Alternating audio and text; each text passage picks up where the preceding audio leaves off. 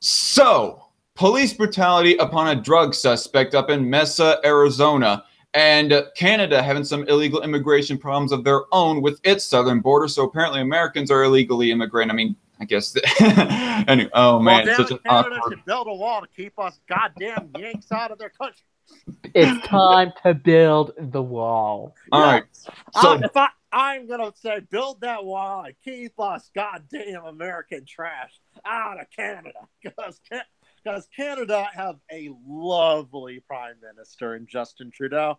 All right, and he doesn't want to be around hick redneck trash like us Americans. So we have both. These are all jokes. I don't really mean any of that. So we have both of these stories and more for you here on Strike Force. I am your host, Dark Khan. And I'm your host, co-host S-Man Speaks. I fucked that up. Loudmouth, are you going to introduce yourself? I'm Jim. I'm sometimes the loudmouth and I review movies. Okay. I fucked that up. That's hilarious. This is the most awkward introduction to Strike Force, and you are listening. You can say to that Strike again. Force. So anyway, oh well, I'm loving it anyways. All right, so start screen sharing this shit. All right. Okay. No, wrong story. All right. So if nobody had, well, actually, obviously, barely anybody would have paid attention to yesterday, but apparently Loudmouth got in a little bit of a Twitter skirmish with somebody who is, I guess, trying to derail one of his posts by saying it's hypocritical that you shared this, but don't make a big fuss about police brutality. And one of Boomerist's friends comes in and shares this story as an example of a story that did not go viral or something along those lines. I watched that story, and here's the main thing. From what I hear, the suspect here attacked the officer. Exactly.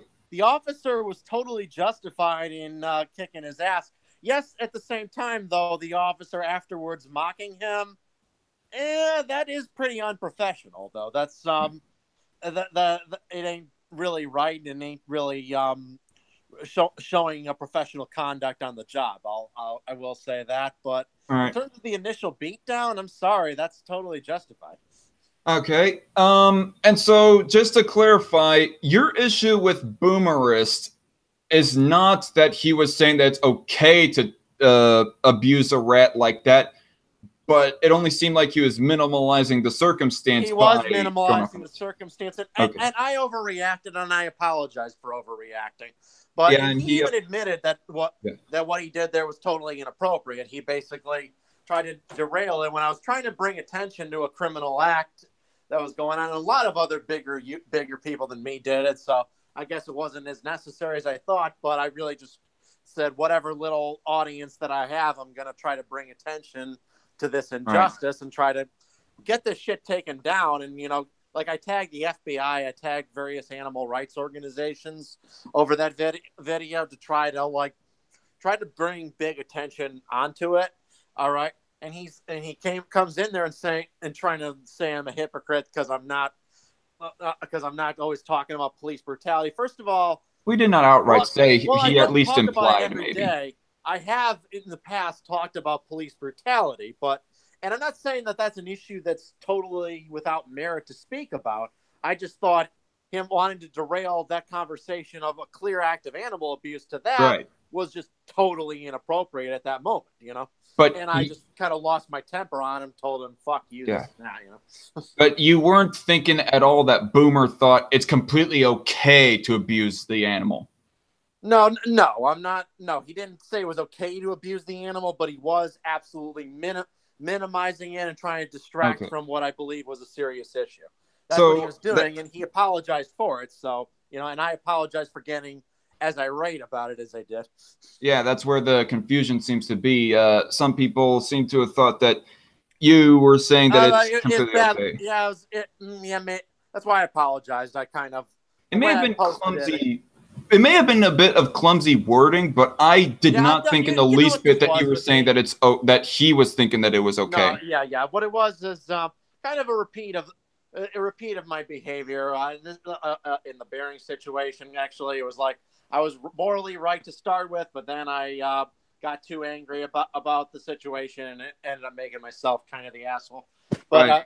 but I was still initially at the beginning completely in the right to both to bring attention to this clear act of animal cruelty and to say that it's a dick move to try to derail the conversation on that to your pet issue. Both and he admits to it. So, yeah. but anyway, So honestly, I see this as resolved. I apologize for some of the dumb shit I did. He apologized for the dumb shit he did.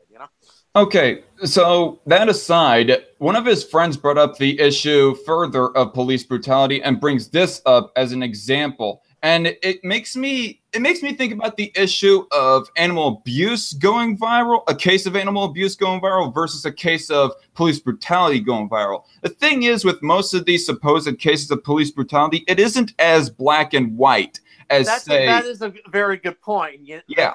Like one where it was black and white. The big example, this was a couple of years ago, the Slager shooting of Walter Scott, where 100% it was very clear that the officer was not justified in pulling the trigger there. He very clearly used deadly force where it was not needed at all. And then worse than that, he was caught on tape by an amateur photographer trying to manipulate the evidence of the crime scene in his favor, which was absolutely despicable. When I saw that, my jaw dropped. I'm like, you bastard. Ooh, right. Yeah. I mean, if there is a case of a police police and suspect both getting violent with each other, or one party getting violent with the other party, if it's black and white, of course it ain't going to get viral because people are not going to be active enough to want to research more into the case to see if the cop was unjustified or whatnot. I mean, if it is black and white, that the cop was totally unjustified, then of course it'll go black and white. But if it doesn't go viral because of them little gray areas, it makes sense that it would not go viral. Or if the policeman was completely in the right. But you go talking about a case of where the policeman was not justified. Another example is you remember the one picture that gone around viral of one police officer kicking a girl right in the face when she kind of just nudged the cop's ankle? Yeah, he definitely used I would say that his force he used on that girl was excessive, probably because that girl had a shitty attitude and it probably pissed him off. And she did, so she was no angel in that case either. But his use of force there was way excessive. Yeah, I mean, it definitely makes him look far worse. I mean, right. Yeah. So anyway, moving on to this story, officer mocks drug suspect after violent arrest. This is from the New York Post. An unarmed man who was repeatedly punched by a cop was mocked by another officer while on a hospital floor covered in blood, police body cam videos show. Jose Luis Conde, 23, was punched and elbowed by Mesa police officer Joseph Miss about 4 times as Miss and 2 other cops tried to subdue Conde after police said they found cocaine inside one of his socks, according to video and police reports provided to the Arizona Republic. Okay. Conde was in the passenger seat of a car stopped for having its headlights off on January 28th and was asked to step out of the vehicle. Conde, who records show was on probation after pleading guilty to a DUI-related charge and has prior arrests for drugs and weapons, presented to be searched by Officer Matthew Harris, who found something in Conde's sock, causing him to tense up and turn toward the officer. Harris wrote in the report. No, thank you. His quick, aggressive, and violent action was indicative of someone launching an assault, according to the report. I reacted to his body movement by grabbing a hold of his upper body, lifting him up off the ground, and taking him to the ground. Okay, so there's the first bit of action right there. So the cop was kind of suspicious. I mean, do you think that it was justified for him to, stabilize the suspect and make sure that he doesn't if someone's coming at you, attacking you, you gotta put him down before he can do so. You can't just stand there and when you're in a fight or flight situation, you don't always have all the time in the world to contemplate everything. You gotta react at first gut instinct to protect yourself. Right. And then when I read this We paragraph, can't just be. We can't be like people are way after the fact trying to like judge his actions because I just imagine what if myself was in that? What if I thought I just seduced somebody? I thought he was gonna like go for my face or something like that and try to slug me. You know, I'd probably slug him first to prevent him. You know. right. And so, judging by what I'm reading so far, it doesn't look like that the cop was being over excessively violent with the guy. He wasn't outright hitting, kicking him, or whatnot. No. He just looks like that he had a firm grip on him and, well, slammed him to the ground, basically. I mean, he might have had his ass hurt literally a bit, but it doesn't look like anything deadly or dangerous. So far, so Best good. Man leave? Let me see here. Oh, damn. Best man did leave. Okay. Hopefully I'll get to somebody else to join maybe. But so anyway, Conde struggled to his feet and began punching Harris. Okay, so he did not use excessive force, not a whole lot. And then Conde reacted by wanting to punch Harris. Instead of just being cool, calm, and collected, he decided to punch the officer. According to his report, Harris then struck Conde's face as he turned away, with Harris grabbing onto his body. Conde then lost his footing as we made contact with a brick wall, Harris wrote. Dang. Looks like that was accidental. I mean, what I'm reading from there is that it was kind of a accident / mistake. Like there wasn't anything purposeful of where the officer was purposely trying to slam his head into the wall. Although I did see a footage of some suspect spitting into the ground, and because of that, the one police officer decided to slam the suspect's head into the wall. This is a completely unrelated case, by the way. It's just a random video that I saw on YouTube. Yeah. Right. At some point, okay, back to this story, though. At some point during the traffic stop, someone can be heard on the footage saying, "Fuck you," just before Miss punched Conde, who is later told to eat shit as he shrieks in pain. Okay, now things are getting, are starting to increase in the violence. The violence is building up, but still nothing like completely black and white. Yes, the cops was definitely in the wrong. I mean, it's not like do you remember the Philando Castile case? Not off the top of my head, no. Okay, so the Philando Castile case, Philando was in the driver's seat. He was pulled over by some cops. The cop that shot him, by the way, was a Hispanic guy, I think. So as far as if anybody wants to shout out racism, I mean, or white privilege or whatnot, but anyway, I mean, in the end of the story, the Officer Yanez, that was his name, he did get fired from his job, but Yanez, Philando Castile, he said that he has a gun on him, and it was like in the way of his wallet, I guess is what it was. Like he was starting to reach for his gun, even though Yanez told him, don't reach for the gun, do not go for the gun, to try and take it out and put it aside so that he could access his wallet. And then Yanez kind of overreacted. He did not like point the gun at him to make him comply. He just outright shot Philando Castile just right off the bat. As soon as that definitely doesn't seem like good police work there. No. Yeah, I mean, he could have handled it differently. I mean, I think the justified case would have been if he just at least started going for his own gun. If Yanez started going for his own gun and started getting more of a sterner tone and made the guy stop. I mean, yes, Philando Castile is kind of being an idiot himself and, well, being kind of slow in that case. But that's just an example that I wanted to pull up of a case where I think that the suspect, where the police officer at least was completely unjustified and the suspect was more in the right. Right. But that's more black and white, that case is. Yeah, the but Yanez just versus in general Philando with police shootings, that's the main thing about it. You always have to examine them on a case-by-case basis. Whereas, all right, so it's a very morally gray issue that a lot of people, both on the right and left, okay, you have a lot of people on the right who are just total cop bootlickers.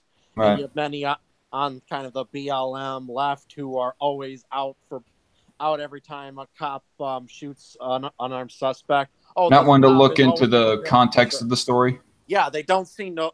Both sides kind of don't seem to look at proper context to the story. And they're right. There were some people who were defending, like I mentioned, the Slager shooting because was it? Well, he shouldn't have made a run for it. I'm like, that does not justify deadly force. Okay. Yeah, it was stupid of the guy to knock the cop down and bolt and run away. That does not justify shooting him in the back. Right. So, whereas with an act of animal cruelty like the one I've showed, tying an animal up by all four limbs and like hitting it in the face like that, there is no circumstance whatsoever ever where that is morally justified, where that is an okay thing to do to any animal. Right. And I think so far my internet hasn't been cutting out. I haven't been cutting out so far, have I? No, I haven't heard anything, but okay, yeah. I'm testing a hard line right now, so that might be it. Sorry, go on. Yeah, there are of course many good reasons to kill an animal. I mean, I'm not a vegan. Of course, you kill one for food. You if one's invading your house, right? There's hunting, what have you, or even something like a rat. You know, if you poison it because the rat's invading your home, whatever. Or like I had cats that would like kill mice all the time, and I didn't hate my cat for it. Right. But that specific action where you're just tying it up and taking pleasure in hurting it for no reason, that's absolutely morally appalling. Right. Yeah. I mean, I gotta go, guys. I'll talk to you later. Okay. Sorry. Yeah. See you later, loudmouth. All right. Let me check the hangout here. Yeah, he's completely left. So, it's just me right now on your show of Strike Force. Hopefully, Sir Conservatarian and Conundrum will join like they wanted to. And shout out to Trainer McCurry in the chat saying, "Hey, loudmouth," and "Hey, Zach." Hello, Trainer. Okay, what was I going to? Oh yeah, Conde was left with a cut behind his ear. Excuse me. Conde was left with a cut behind his right ear after the arrest, prompting officers to take him to a hospital where Conde tried to escape after getting his wound stitched. Officer William Rohr wrote in a report. I observed Officer Clover push Jose Conde into the wall and then saw Jose fall head first through the set of double doors leading to another hallway. What? Okay, that might be, this is starting to get a little bit more excessive, but it's not like Jose Conde is completely in the right with his actions. I mean, he did try to assault the officer. I mean, the officer, all that he did was just get a firm grip on him and stabilize the guy so that he does not make any sudden moves. And then suddenly Conde starts trying to punch the officer, and the officer just defends himself and punches the guy back. But in this case, in this one action of Officer Clover pushing Jose Conde, that was probably a little bit more over excessive. The report said, Officer Clover was able to grab Jose and forced him against the nearby wall. Jose continued to struggle and was trying to pull away from Officer Clover, but in the process was grabbing at Officer Clover's gear during the midst of this. I observed that Jose had begun bleeding profusely from his head. In another clip of police body cam footage obtained by the newspaper, a female hospital worker is seen leading an unidentified officer to Conde, telling the cop that he had just tried to leave the hospital while he was bleeding all over, she said. Aw, the unidentified officer replied, bless his little heart. The cop approaches Conde as he's lying on the floor and surrounded by several officers with a large pool of blood near his head. Aw, the officer says to Conde, mocking his injuries. You gotta be a man, man. Man up. Okay, in this case, the cop is being a bit of a jackass, but looking at the overall story here, it would make sense as to why this story would not go absolutely viral, because the suspect is not completely justified in his own actions. Here, let me see something for a second. I thought I heard somebody join me for a second there, but I guess not. Brett Royal, the attorney who released the videos to the Arizona Republic, said the footage is another example of police brutality on behalf of the Mesa police. Not exactly. I mean, I guess there are individual actions within this case of police brutality, but it's not like the police officers were completely and utterly unjustified. Like Officer Harris, when he was defending himself from Conde, who was trying to attack him, just because he was being firmly grabbed and put on the ground, that I think, was not a case of police brutality. That was more the policeman defending himself from Conde. If I only play this in the secrecy of a courtroom, the only people who would see it would be myself, a judge, prosecutors, and a jury, Royal told the newspaper. I'm not going to diminish the importance of them, but the public should have the opportunity to see what officers are doing behind closed doors. A police spokesman said the department had not received a complaint about the incident prior to a request for comment from the newspaper. Okay. Based on your inquiry, we are researching this incident, police spokesman Nick Rochetta said. Conde faces charges of narcotics possession, escape, resisting arrest, and aggravated assault on police. Okay, so if he's being charged with aggravated assault and the police officer was trying to defend himself from assault, then that would mean that clearly police officer Harris was in the right. And again, as we were talking about earlier, of why the story was not going viral with the Twitter skirmish that Loudmouth was engaged in, it would make sense as to why this story is not going absolutely viral. He doesn't plan on filing a lawsuit, Royal said, but hopes to see his criminal charges dropped based on how he was treated by police when he heads to trial in July. You mean after you had tried to assault Officer Harris? It's really salt to the wounds because not only did you beat him up, but charged him with the injuries you sustained from beating him, Royal said. Well, keep in mind, Conde was trying to assault the officer beforehand. I mean, are you not paying attention to this very story, Mr. Royal? The incident is the latest use of force case to made headlines in Mesa, where the chief of police last week called for several probes into excessive force allegations, including one case where up to 5 cops kneed or punched a 35-year-old unarmed suspect who was verbally defiant and confrontational, according to a police report. In all, 7 Mesa police officers have been placed on administrative leave in connection with that incident, and another on May 16th when 2 cops allegedly roughed up a teen arrested in suspicion of armed robbery and aggravated assault with a deadly weapon, the Republic reports. Okay, putting on administrative leave, I think that is probably justified. I mean, in my opinion, don't need to really go any further than that with the punishment towards the police officers because, again, some of them were being jackasses. Harris, I think, was overall justified, but the random police officer who got mocking Conde at the hospital, yeah, that was completely uncalled for. This is a serious case, dude.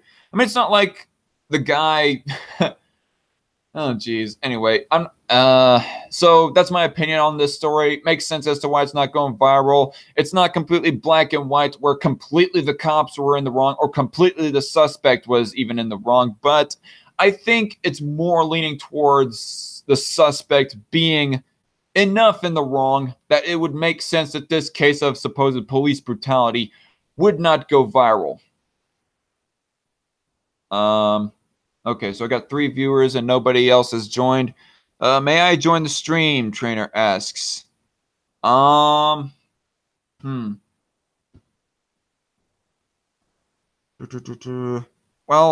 I have the perhaps. One second. Let me send you the link, I guess. Stop screen sharing. I almost hit the stop broadcast button. Thankfully, I did not accidentally do that. Okay. Let me go to your Twitter because I don't want to just post it on the Crusaders chat. Actually, I got a question for you, Trainer. Are you a politically minded person? Because there are some people in the Crusaders and Poor Bastards chats and whatnot that I do not have joined in the Strikeforce podcast chat for a reason, because they either contribute very little to nothing on politics. I mean, JJ Skinner, he's a pretty passionate guy, honestly. But the reason why I don't have him in the podcast is because when it comes to economics, I don't know. No, never mind. Screw it. I'm going to send you the link because I have no one else joining. Okay. Crusaders.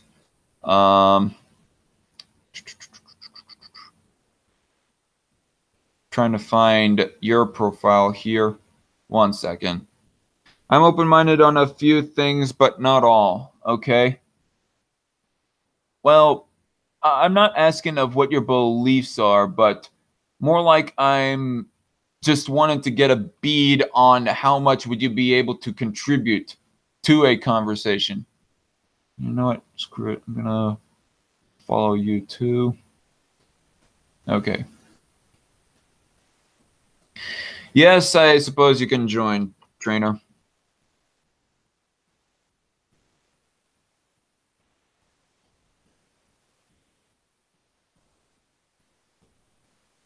All right. So there's that.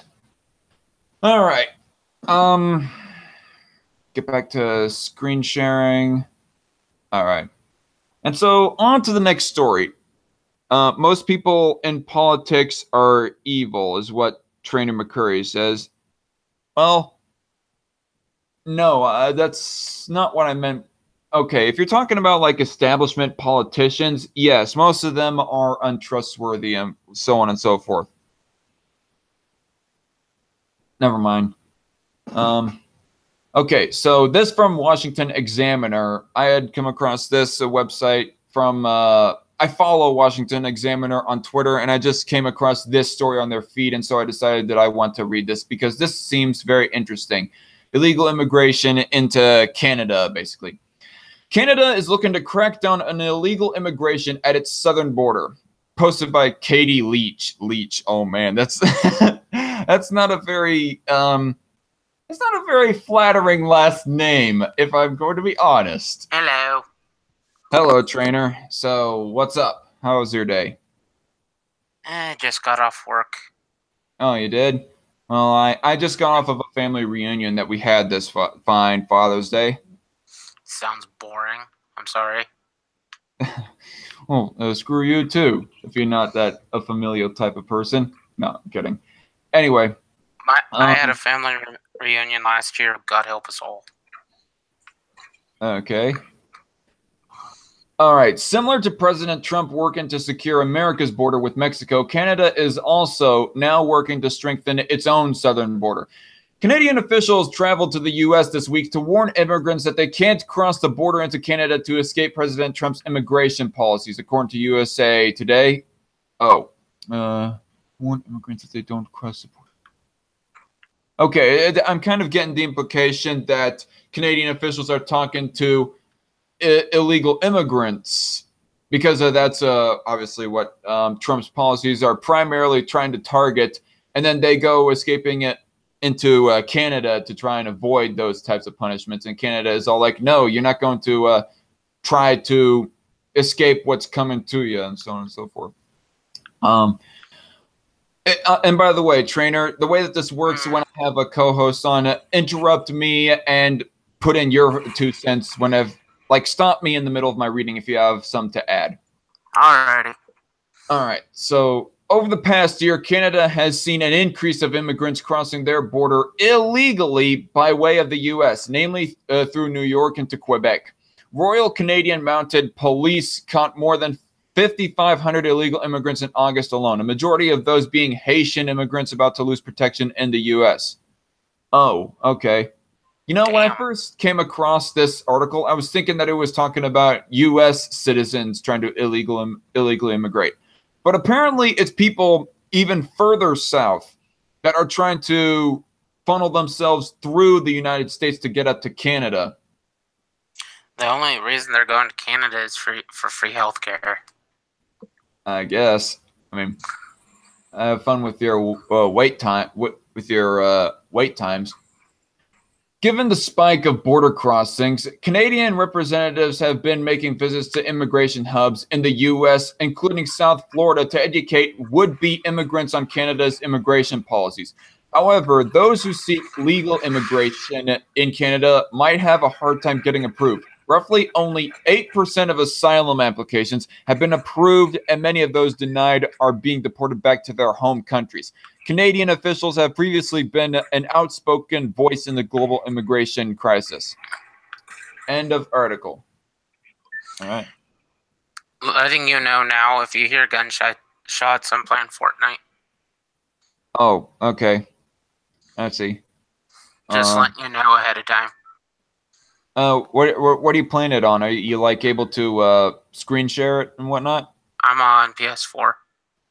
Okay, so that's probably I'm just waiting to build my gaming PC for me to actually do it on PC. Okay. Okay. So this is the next story here is from NOLA. NOLA. What the heck is NOLA again? I don't know. I've never heard of this website, honestly. I mean, I just got shared this article one time by either the Incredible Laspy or Sir Conservatarian. I cannot remember who it was. But this from NOLA, Jesse Duplantis, Destrahen televangelist, seeks donations for $54 million jet. So looking off the article of this, it seems like the guy is conning his own followers into funding his own private jet. Like instead of using that tithing for like missions works and whatnot, humane causes, he's conning them into funding his own luxuries. That's pretty shitty. Yep, I would say so. 1 second, I need it. People that do that shit makes me sick to my stomach. Need a swig of my water. Yeah, and just everybody, FYI, I am a Christian myself, but that doesn't mean that we are going to let this go not called out. Because it's people like Mr. Duplantis that make the rest of us Christians look absolutely horrible. Yep. What is your religious beliefs, Trainer? Out of curiosity. Christian. Oh, really? And people That's like cool. that make me sick to my stomach. Yep. Jesse Duplantis, the Destrahen-based prosperity gospel televangelist with a global reach, is asking disciples for money to buy a jet that costs $54 million so we can go anywhere in the world in one stop. He seeks the donations in a video posted last week on his ministry's website. So he's claiming that he's going to use it. Well, the question is, what are you going to be using that jet for to go anywhere in the world in one stop? Are you going to use that jet to like expedite your own missions trips, or are you going to use that for like vacations and whatnot? I really believe that if the Lord Jesus Christ was physically on the earth today, he wouldn't be riding a donkey, Duplantis says in the video. He'd be in an airplane flying all over the world. Oh, don't conflate yourself with Jesus, guy. Just omit your intentions of wanting this jet. Or, I don't know. This guy, he's a televangelist. I mean, from what I generally hear about televangelists, they're pretty rich dudes. And also because of them being pretty rich dudes like Pat Robertson and so on and so forth, people go wondering, why don't they use their own money to fund these humane causes and missions trips and so on and so forth? This is one of the reasons why they aren't very well liked. I mean, people like that just make me sick. If you need a jet to expedite your own missions trips, use your own millions, Mr. Duplantis. Actually, let me search this up of what the net worth might be of Mr. Duplantis. Like I said, people like that make me sick to my stomach. You're just gonna, I don't know. And my thing on the whole border control, we Jesse, need to protect our borders as much as possible. Oh, damn. Okay. That's how I feel. Okay. This from fineapp.co.in. Jesse Duplantis' net worth is $120 million and earns an annual income of $6 million. A $6 million a year televangelist, not putting his own money for buying this jet. Oh my fucking god. Yes. Oh my god. Please take a club to this guy's head very kindly to knock some sense into him. That won't work. I'm sorry. Okay, so anyway, I want to see of how the stream is going so far? 2 likes and 1 watching. I think the 1 watching might be me viewing the chat here. Actually, I'm watching it too. Okay. I don't know. I keep an eye on things. But yeah, I mean, it's one thing if the guy was like pretty poor himself and he wanted to put the funds towards a jet airliner to expedite his own missions trips and humane causes and whatnot. But the guy seems like he can afford his own way to buying that jet. I mean, $120 million and $6 million a year. Like, for fuck's sake. You know what I would be doing with that much money a year? What? I would be retired from my job. Until most of my family go fuck themselves. Oh, God. I don't need to hear personal family dramas. Sorry, trainer, but... It's fine. Yeah, that's not what this stream is for. But anyway. Jesse Duplantis Watch This Week with Jesse, as Jesse shows the importance of using aviation as an amazing tool for evangelizing the world. Well, then, use your own money to fund for that aviation. Please, sir? He says his 40-year-old Jesse Stupid Duplantis... 101. What? Stupid 101. Yep. He says his 40-year-old Jesse Duplantis Ministries has paid cash for 3 private jets. Wow. Okay, so he already privately bought his own jet. He already has his own jets to do this action, it seems, and been just burning them up for the Lord Jesus Christ. So that's pretty vague. Like, are you using those jets for missions trips? Or personal use. I mean, are you trying to say that your own vacations is for the will of Lord Jesus? I mean, come on, dude. Don't be so vain, so petty. The most recent purchase was in 2006, he says. Now he has his sights set on a Dassault Falcon 7X, a 3-engine jet with a range of 5,950 nautical miles. It's customizable cabins accommodate 12 to 16 passengers. A 2017 write-up on SherpaReport.com, a website focused on private aviation, said the list price for a new Falcon 7X was $54 million. In the video, Duplantis says, God told him, I want you to believe in me for a Falcon 7X. He tells viewers, pray about becoming a partner to it. Okay, I mean, I find that kind of hard to believe. I mean, I would think that God would also tell you, fund your own damn jet.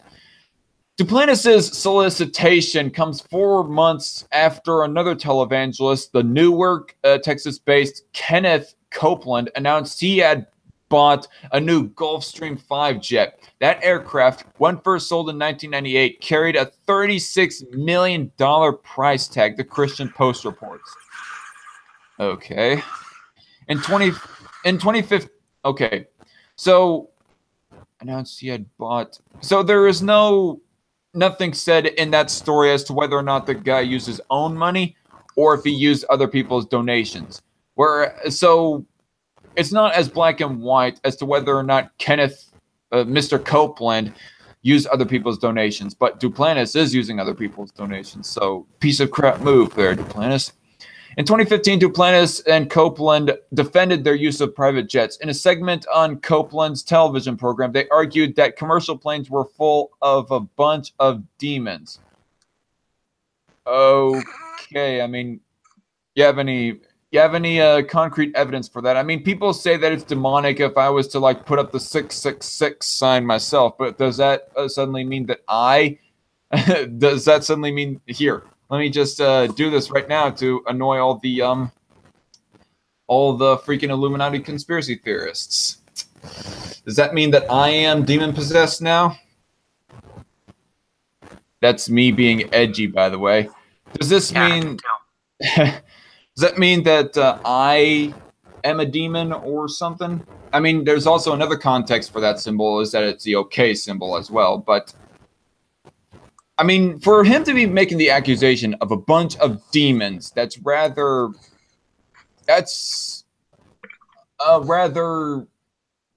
oh man, what's the wording that I'm looking for?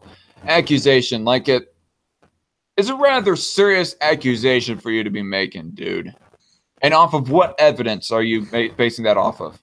I mean, fine, use your own private jet for your missions trips, but do not back it up with, I don't want to use public jets because of a bunch of demons reside in those jets.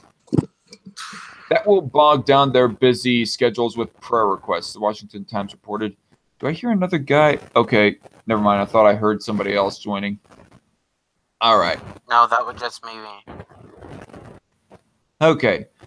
So, I was off air with S-Man Speaks. He left, by the way, quite a while back. He said that he thinks that this Hill article that I come across would be a good one to put in today's program, and it reads from the Hill: Trump's coal fixation will harm Americans' health and wallets. And this is pretty interesting because I do see that America is transitioning more and more to natural gas. Like, obviously, I'm a libertarian, and I do not believe in legislatively saying, forcing businesses and whatnot that they must switch to this form of energy or that other form of energy. But if the government, this being Trump, is going to try to supersede natural gas with the use of coal, then that's an intervention in the free market, it seems to me, and this would be uncalled for. I mean, especially if it really would hurt people's health and wallets. I mean, particularly their wallets. Earlier this month, President Trump ordered Energy Secretary Rick Perry to intervene in electricity markets to prop up failing coal power plants, falsely claiming the effort was needed to protect electricity grid reliability for national security reasons.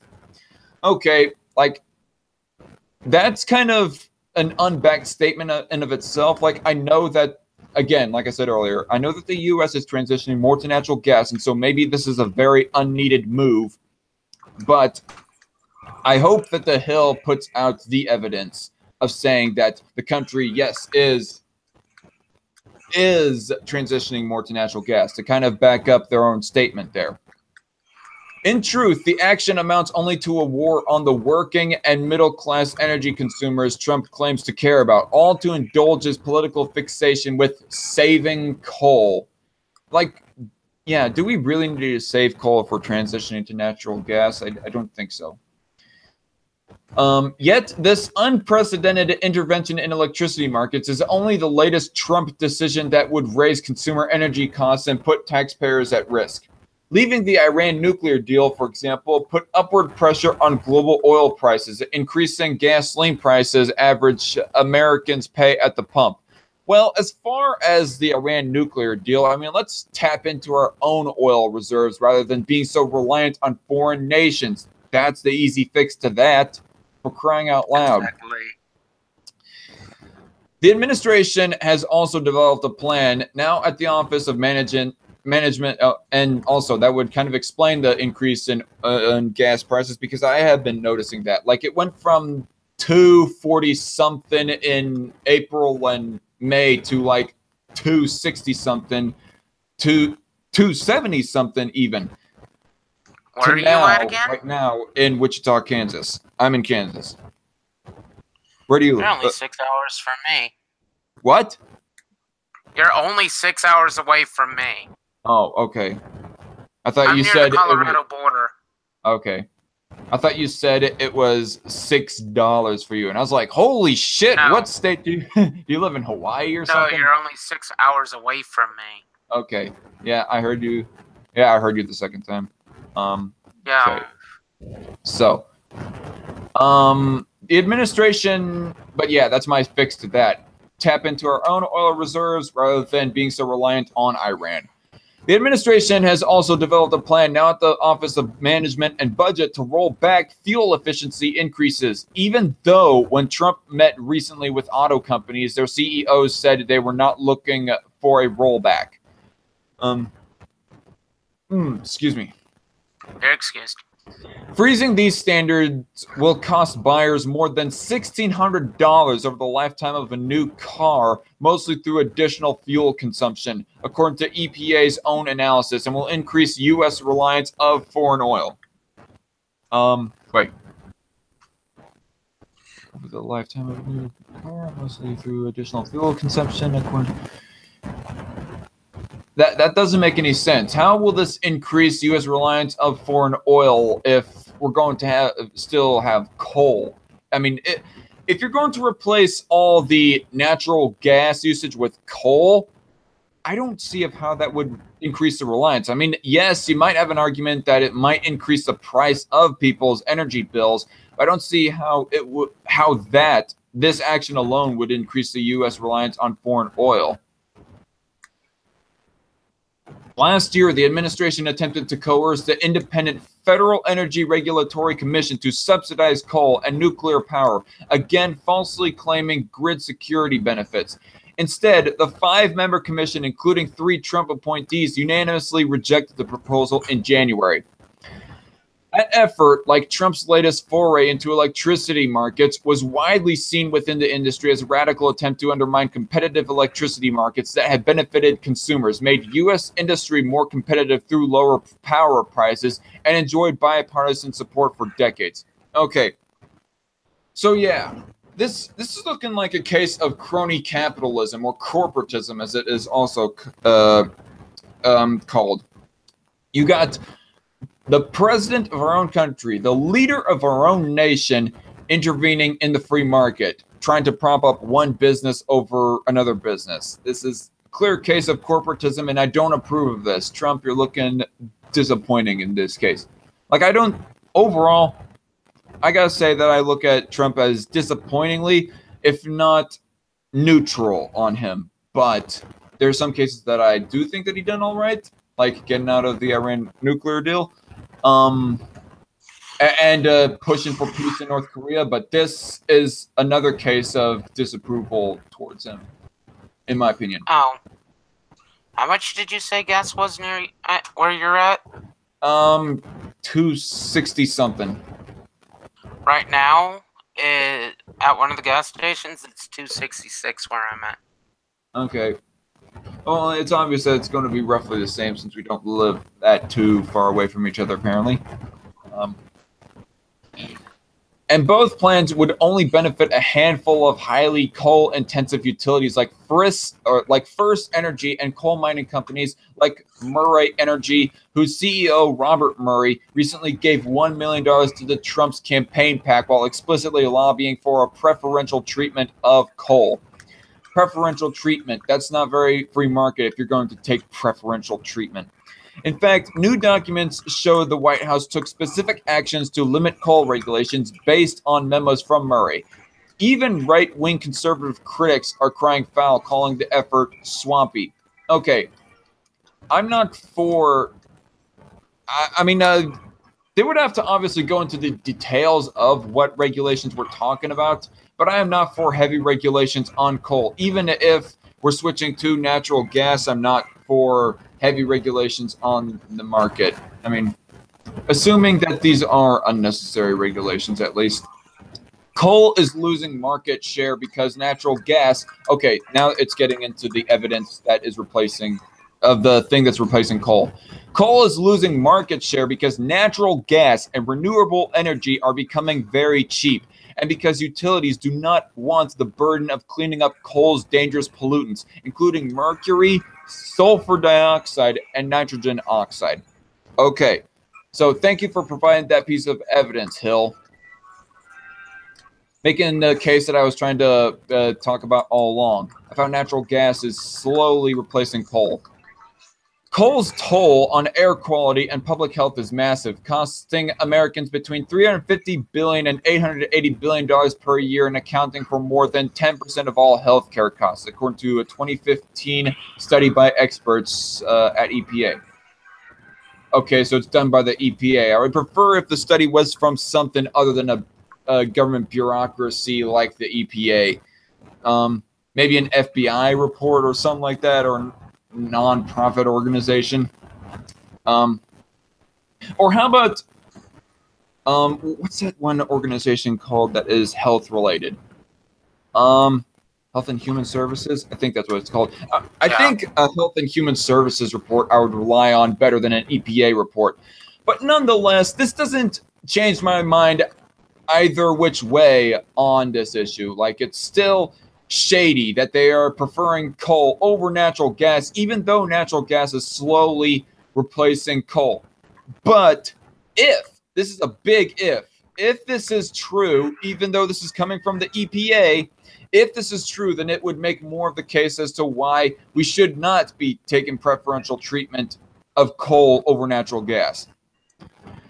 Utilities CEOs are also concerned about being saddled with coal's high carbon dioxide emissions that cause climate change and that are roughly double per kilowatt hour the carbon emissions from natural gas. Okay, and also, FYI, I'm on the fence when it comes to climate change, but overall, I do accept it as fact.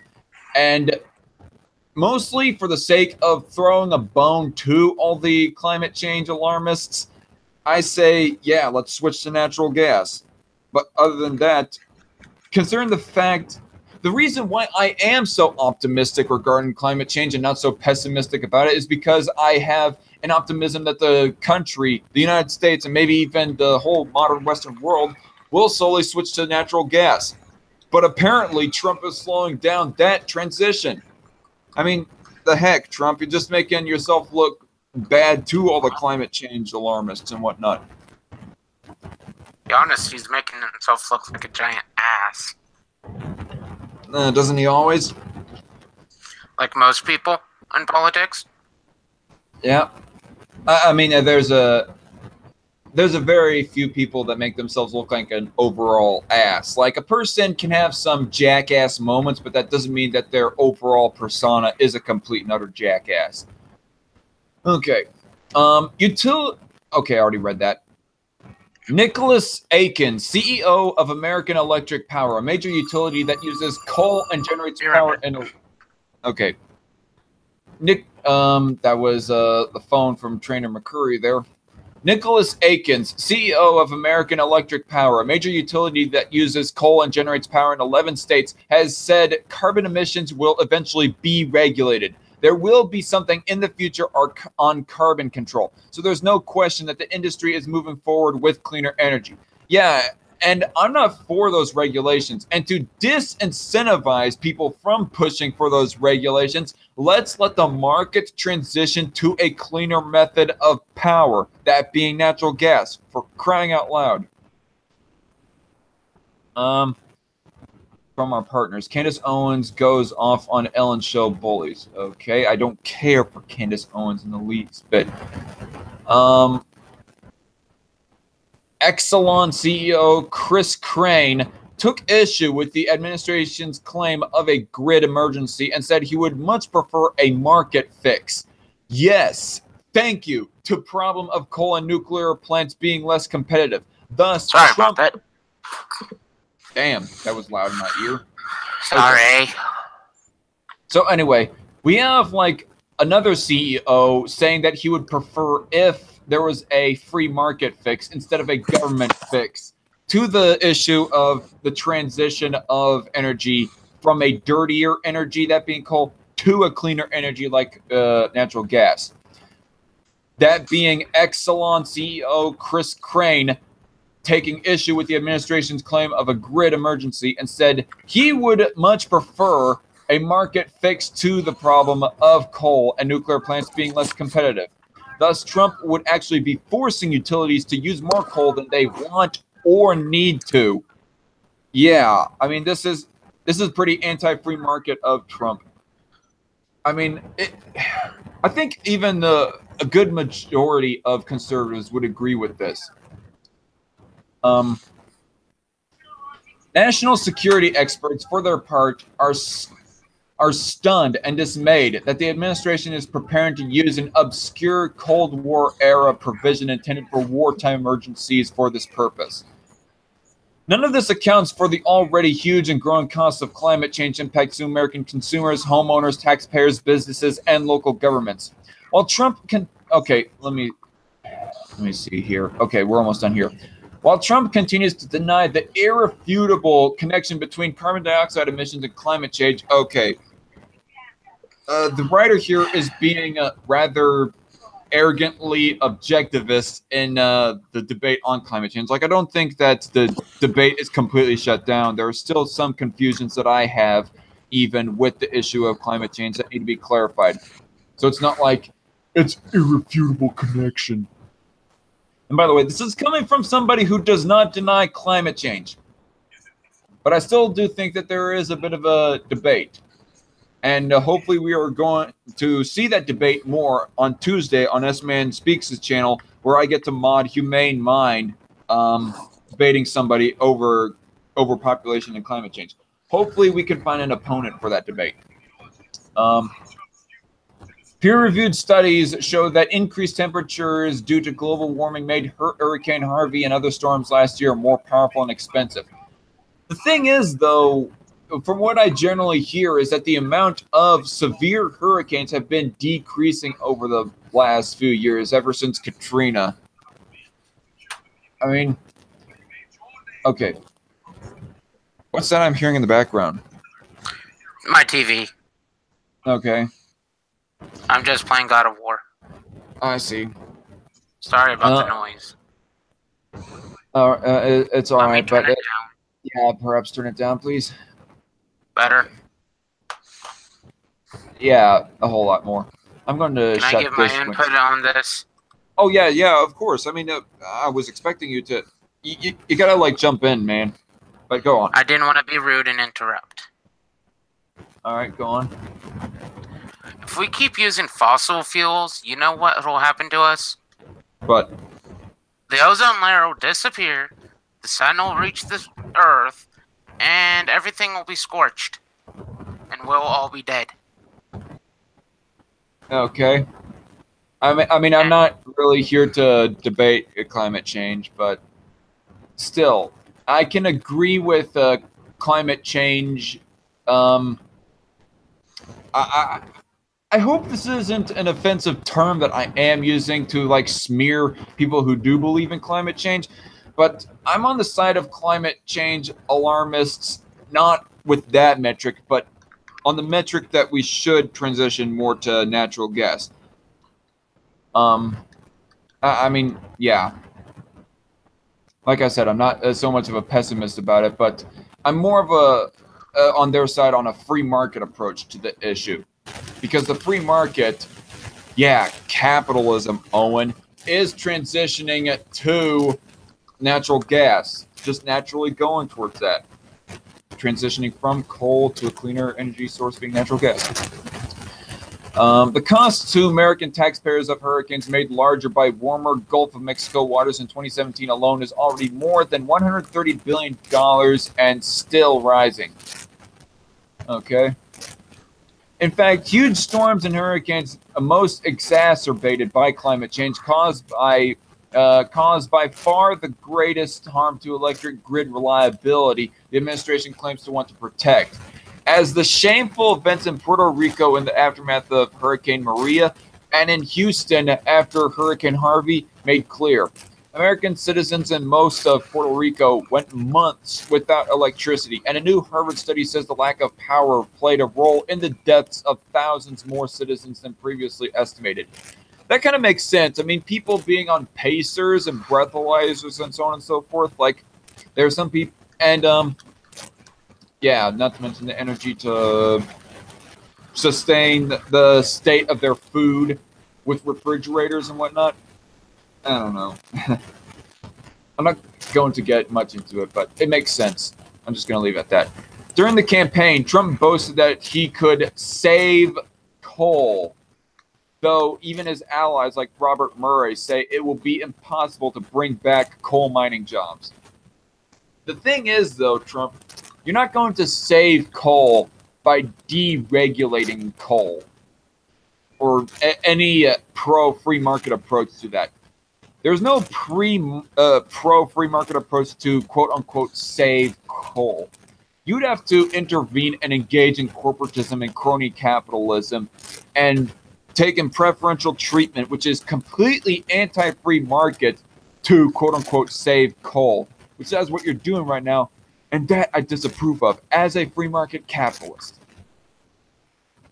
But Trump loves nothing more than to deny the undeniable, to show that he alone can overcome market economics, factual information, and irrefutable science through sheer lies and political manipulation, no matter who gets hurt. He doesn't care that subsidizing coal will injure the health of countless Americans and raise prices on the very consumers and taxpayers he claims to represent. He's not concerned about protecting the electric grid or the hardships that climate change is causing our citizens and our long-term security. He just seems to care about manipulating the right-wing media narrative towards saving coal for the greater glory of Trump. End of article. And I have to say that this is not really right-wing, nor is it really even... Okay, it is kind of leftist in that it's making a big fuss over Trump deregulating coal, because I don't think you need to regulate coal in order for coal to phase out. I mean, again, like we were seeing right there, is just a natural transition to natural gas. Okay. Anyway, before I start sounding like a broken record, we're going to move on to the next article. First, let me take a sip of my water.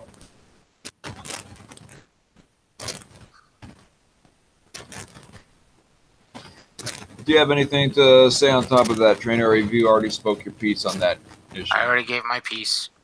All right.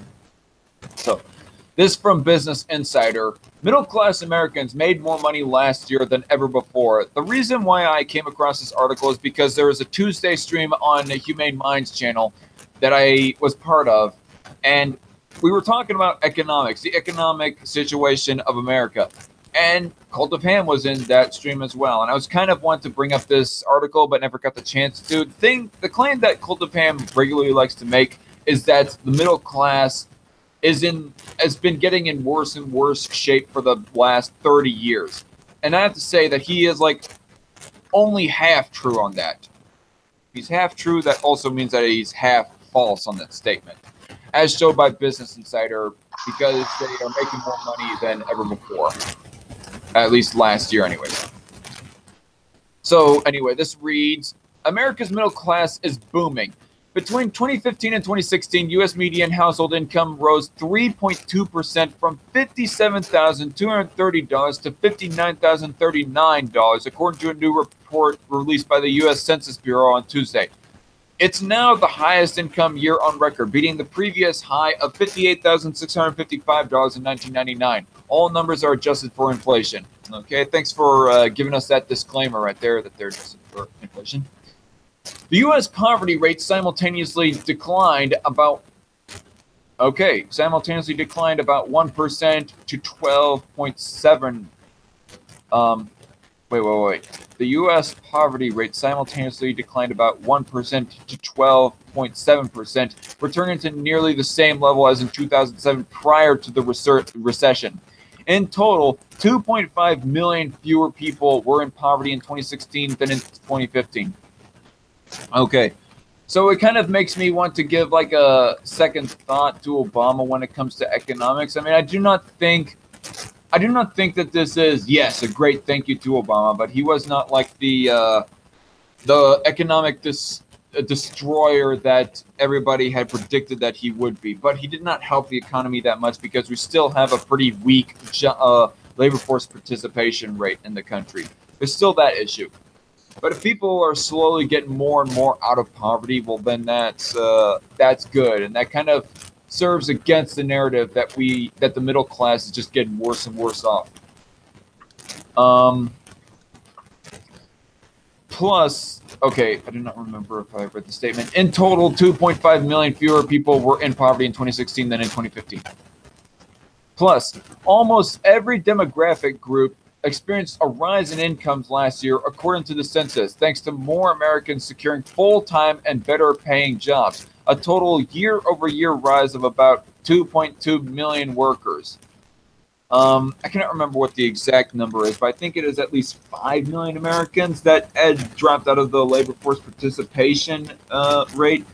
And that is not just a whole bunch of retirees, by the way, people. Retirees have remained steady. People of retiring age. Those 65 and older, it says, remain steady throughout the Obama years. But middle-aged people has been slightly decreasing. But you know what has plummeted in labor force participation? Young people, like college age and high school age people, plummeting. And in total, I think it might be 4 to 5 million people that have dropped out of the labor force participation. I'm quoting off of rough memory from what I've read. And so that would make an overall loss in people participating in the labor force.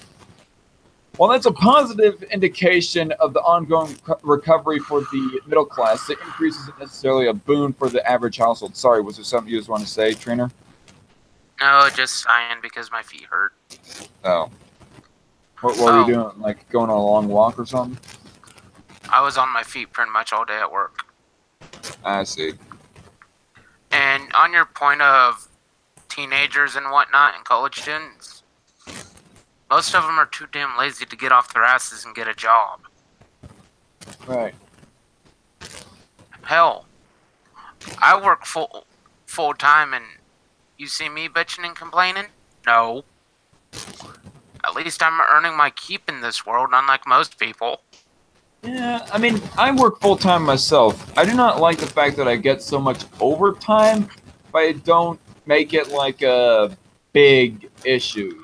Overall, that's kind of a first-world issue, in my opinion. The fact that I get so much overtime. Yeah. Kids nowadays don't even... Most kids are too obsessed with their damn phones to do anything else. Yeah.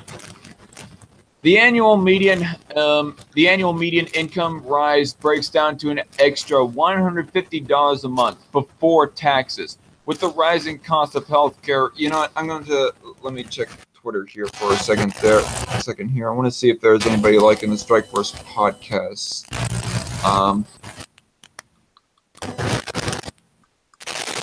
The Strikeforce podcast chat is like the chat of Strikeforce co-hosts that I had organized. I do not know if there might have been anybody that tried to get into this call, but weren't able to because the link isn't working or something. Okay.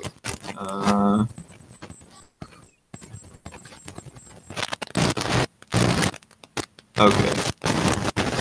So, yeah, I guess not. Never mind, there wasn't anybody else that tried to get in. So it might be just you and me for the rest of the program. Alright. That's fine.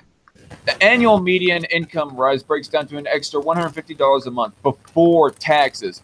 With the rising cost of healthcare, record-breaking student loan debt, and increasing housing costs, it won't make a huge difference in disposable income for many people, if at all. But there's likely been a boost in financial security for Americans invested in the stock market. Stocks continue to soar to record highs. But yeah, to play devil's advocate, though, most people who engage in the stock market are like upper middle class and upper 1 to 2% of people right there. And so to play devil's advocate, all the progressives will be making the case of, yeah, the economy is granted good for the rich, but it's not good for everyone else. But anyway, this doesn't like debunk the case. It's not like the article debunked itself by making that point. I mean, you can still have like everybody's income overall rise and economic condition. With the S&P 500 up over 10% in 2017.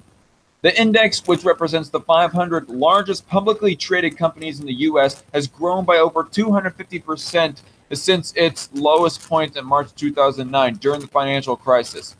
Ultimately, income inequality remains stark in America as the rich continue to build more wealth. Okay, do I care? Fuck the rich. What? I said fuck the rich people. What do you mean fuck the rich people? Like... I mean, They can pay more taxes. I mean, that's not really the issue that was brought up here. It was of how their wealth was building up, of how income inequality remains stark in America, and I'm trying to make the case that I don't care if their income rises at a faster rate than my own. I mean, that in of itself is not an issue in of itself. But if you want to talk about poverty, yes, let's attack the issue of poverty without trying to appeal to people's jealousies, to be, for lack of better wording. And the country's bottom 20% of earners become worse off. Okay. So that would make a case for liberals right there when they say bottom 20% of earners. Although, anyway, according to Pew Research Center data, the middle class population has been declining for 4 decades. Okay. So the amount of people in the middle class is decreasing, but the people who are remaining in the middle class, they're still having their incomes rise. So that's where I say that Ham is half wrong and half right. Why I put it that way. But identifying with the middle class is in part a state of mind. Those who call themselves middle class, even if they aren't, had more near and long-term optimism about the U.S. economy, the markets, and obtaining the American dream, according to the report from Northwestern Mutual. Yeah, I mean, I can agree with that the term middle class is kind of an ambiguous term, but still. And what do you have to say to all that, Trainer? Okay, what defines the middle class? That's my thing. Yeah, I mean, that's the thing. I mean, the article would have had to, like, bring up, like, a total income. I mean, I guess that would be a way to determine what is middle class, is if we have, like, a set amount or a range of an amount that a middle class earner would have to be. Like, say, for example, they earn something in between $100,000 to $250,000 a year, then that would define as middle class or something. But they did not give us a metric like that. They just implied that it is ambiguous by saying it is a state of mind, is how I'm reading that anyways. The fuck? Yeah. It probably would have been best if Business Insider did mention an amount to give us a good solid number metric to determine what is middle class. But anyway, Austrian government, this is from CNSnews.com, Austrian government to shut down 7 mosques, enforce ban on foreign-funded religious groups. This is quite interesting. I do not see of how the Austrian government has to involve in shutting. That's an invasion of private property, I say. When you are wanting to force places of worship to shut down. And what do they mean by enforce ban on foreign-funded religious groups? Like, I mean, if there are people like outside of the country trying to fund politicians to influence the elections of Austria, well, then that would make sense. But what kind of funding are you talking about? Say if there's like a foreign nation that wants to do a business transaction, well, then I do not see what the issue is with that. A private business transaction. Or funding, whatever. Okay, Austria's new conservative government has announced that it will close down 7 mosques. What the fuck? Who is this guy? Jonathan Mizrahi? This guy is opening up this. That sounds like a dumbass. Okay, I like CNSnews.com right here, but so far I am not liking the way that this article is going. I mean, it's like as if the writer, this particular writer, Jonathan Mizrahi, is like praising the Austrian government for shutting down mosques. So anyway, Jonathan Mizrahi of CNSnews.com writes, Austria's new conservative government has announced that it will close down 7 mosques, marking just the beginning of a crackdown on political religious groups in Austria, reports the Daily Mail.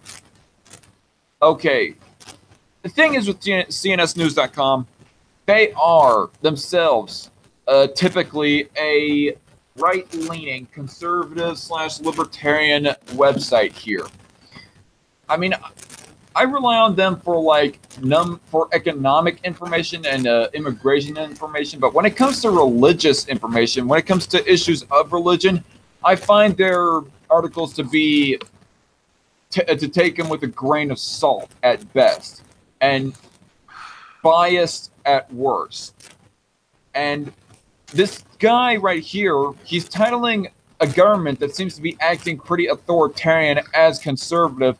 And with this letter, this wording right here, he's not painting a good picture for conservatives by painting the government as an authoritarian government as conservative. Like, you, assuming that he is a conservative at least, working for a conservative news site. Chancellor Sebastian Kurz said the government is shutting a hardline Turkish nationalist mosque in Vienna and dissolving a group called the Arab Religious Community that runs 6 mosques. This is just the beginning, far-right Vice Chancellor Heinz Christian Strache added. Okay, yeah, I'm more center-right, or at least moderate-right myself. I do not like the extremes of either side of the political spectrum. Far left or far right, yeah, no.